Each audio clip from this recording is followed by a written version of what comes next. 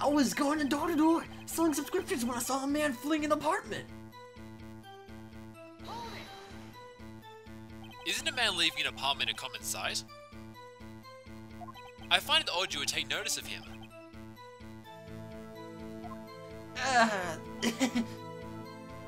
I don't know. He just seemed strange to me, that's all. Like he was mad, and yet frightened at the same time. Just like a criminal fleeing the scene of a crime.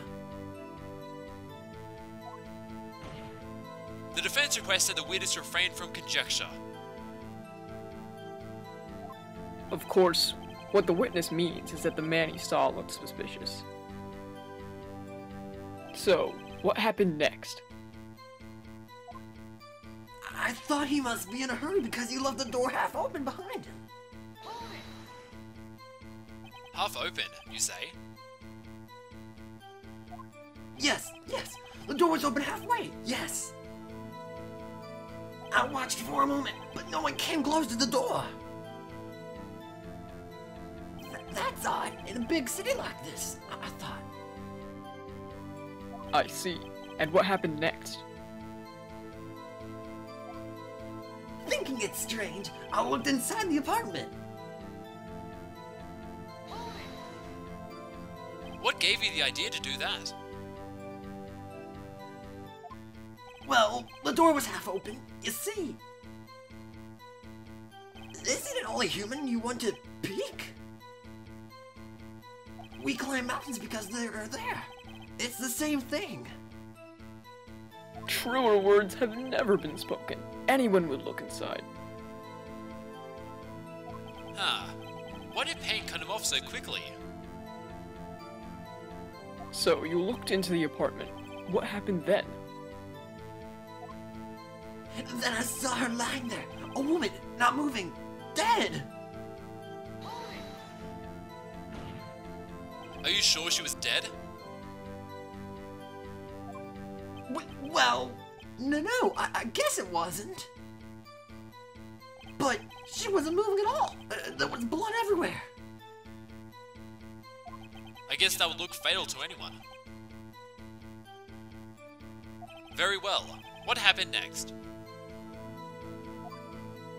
I quailed in fright and found myself unable to go inside. So, you didn't touch anything in the apartment? Yes, I mean, no, nothing.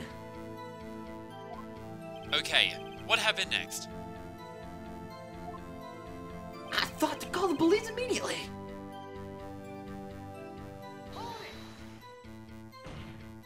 You thought to call the police?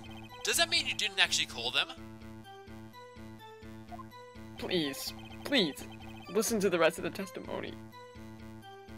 You thought to call the police. What happened next? However, the phone in her apartment wasn't working. The phone in your apartment wasn't working? Yes, I mean, no, it wasn't. Right. But you said you didn't go into the apartment, or did you? Oh, that? I can explain that. There was a cordless phone on a shelf in the entranceway. I reached inside and tried using that to call. And the phone wasn't working, correct? What happened next? I went to a nearby park and found a public phone. Why use a public phone? Well, you see, I don't have a cell phone. And being in the middle of the afternoon, there's no answer at the nearby apartments. Oh, right. What time did you call again? I remember the time exactly. It was 1 p.m. 1 p.m., are you certain? Yes, absolutely. He seems really confident. 1 p.m. Right, doesn't that seem strange to you? Present some evidence to contradict him. I remember the time exactly. It was 1 p.m.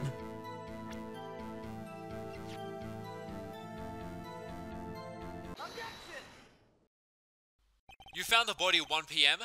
You sure? Yes, it was 1 p.m. for certain. Frankly, I find that hard to believe. Your statement directly contradicts the autopsy report. The autopsy notes the time of death at some time after 4 p.m. There was no body to find at 1 p.m. How do you explain this 3-hour gap?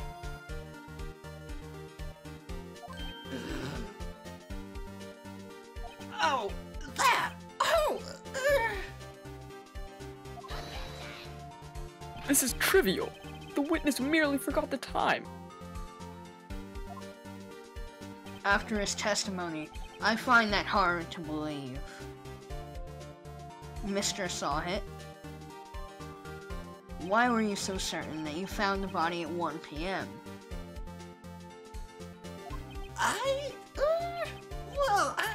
Gee, that's a really good question. Great job, Wright. Way to put him on the spot.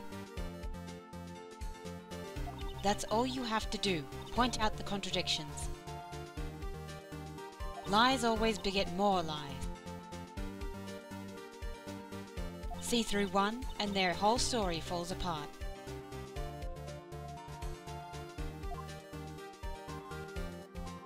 Wait, I remember now. Would you care to give your testimony again?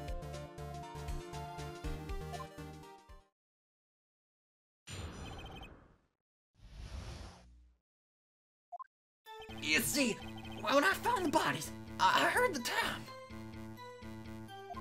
There was a voice saying the time. It was probably coming from the television. Oh, but it was 3 hours off, wasn't it? I guess the victim must have been watching a video off the tape program. That's why I thought it was 1 p.m. Terribly sorry about the misunderstanding.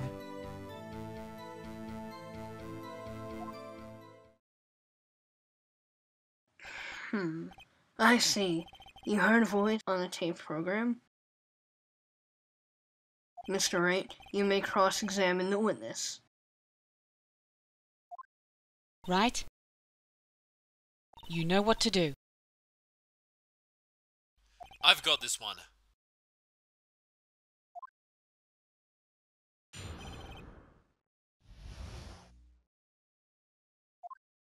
You see, when I found the body, I heard the time. You said heard, not saw? Yes, heard. All I saw was the body lying there. I didn't think to look at anything else, least of all my watch. Huh. Isn't that a little strange? So you're saying you heard something. But if you were so shocked by the body, you wouldn't hear anything at all. The witness did say he actually heard the time. It's ludicrous to suggest he wouldn't hear anything. I have to agree with the prosecution. Witness, continue your testimony.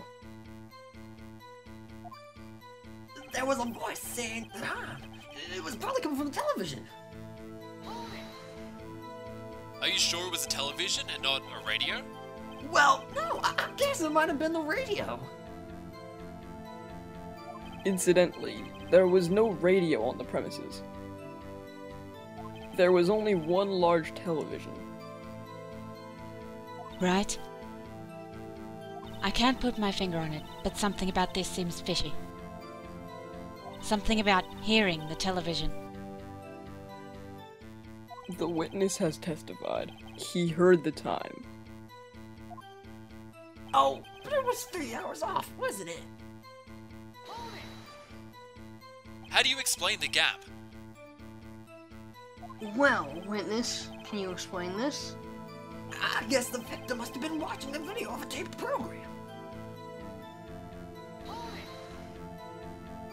A video? Yes, that would explain why the time is wrong. True, true. Right? I think the problem lies someplace else.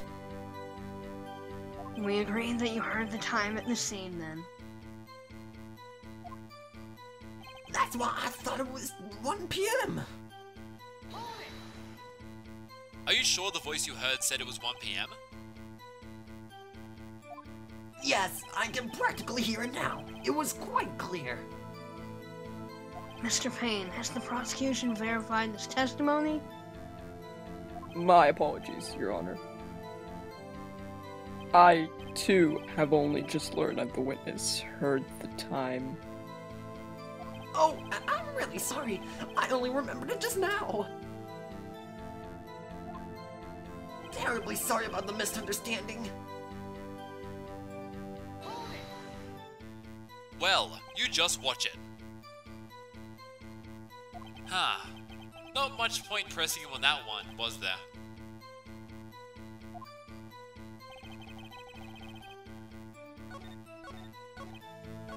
There was a voice saying, it was probably coming from the television. Hold it right there. The prosecution has said there was a blackout at the time of the discovery. And this record proves it.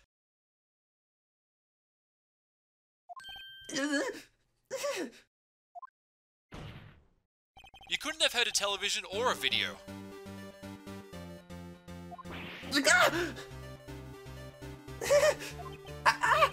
Well, The defense has a point. Do you have an exclamation for this, Mr. Sawhit? no, I find it quite puzzling myself.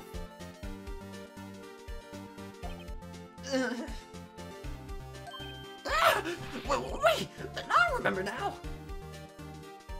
Mr. Sawhit, the court would prefer to hear an accurate testimony from the very beginning. These constant corrections are harming your credibility. That and you seem rather distraught.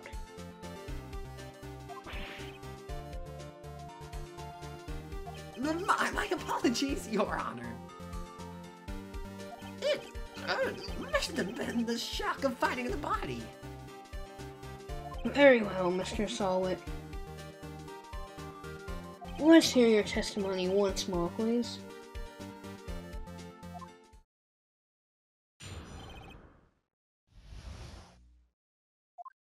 Actually, I didn't hear the time. I saw it. There was a table clock in the apartment, wasn't there? Yeah, the murderer weapon. The killer used it to hit the victim. That must have been what I saw. You saw a clock. I guess that would explain it. The defense may cross-examine the witness. Gladly.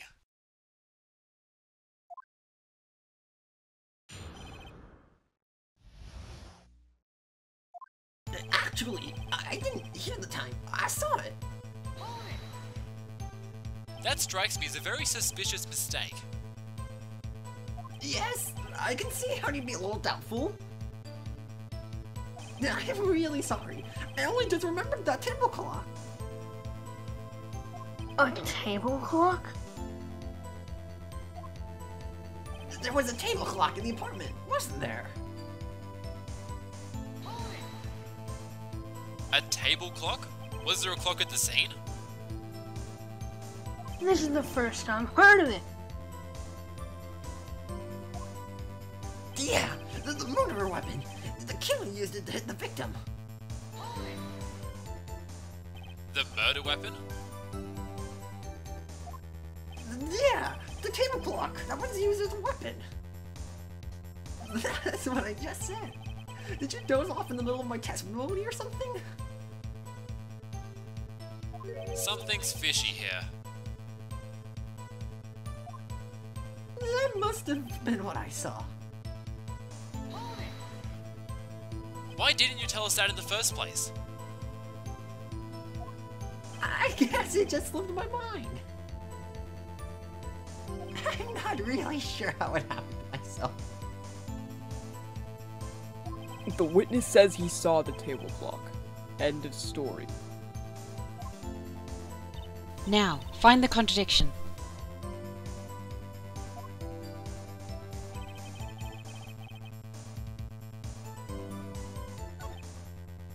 Yeah, the murderer weapon. The killer used it to hit the victim. Wait just a moment. The murder weapon wasn't a clock. It was this statue. Now how is this supposed to be a clock? What? With your objection and your evidence, who do you think you are? Just answer the question, Mr. Sarwit. Hey, I saw it there, okay? That's a clock. Your Honor, if I may. Yes, Mr. Payne. As the witness stated, the statue is indeed a clock. The neck is a switch. You just tilt it, and it says the time out loud.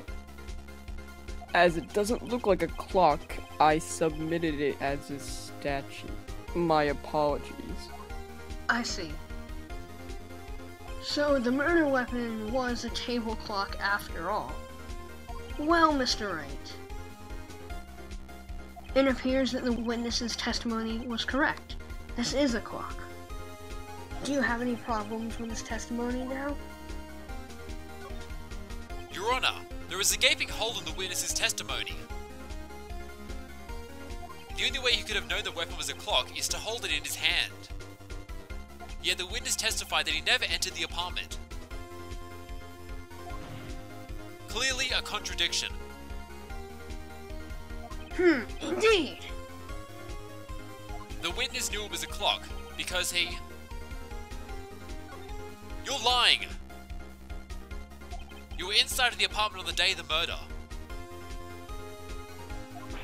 Oh, yeah, prove it. Prove I went in there. I can do better than that. I can prove you were the one who killed her. You struck with the clock and the shock of the blow triggered the clock's voice.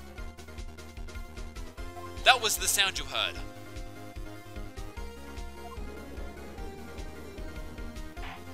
Order in the court! Intriguing. Please continue, Mr. Wright. Yes, Your Honor. Mr. Sarwit, the sound must have left quite an impression on you. Understandable, as the murder weapon spoke right as you hit the victim.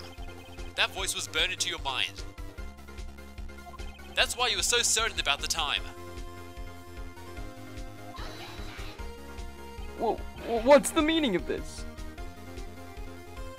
This is all baseless conjecture.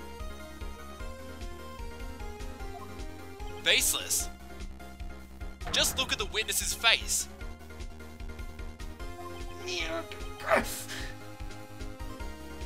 Would the witness care to elaborate? Did you strike the victim with the claw? That day, I never. Look, the clock, I heard no, I mean,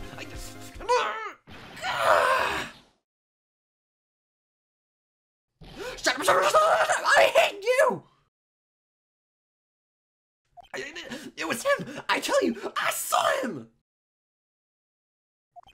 He killed him, and he should burn, get him to death!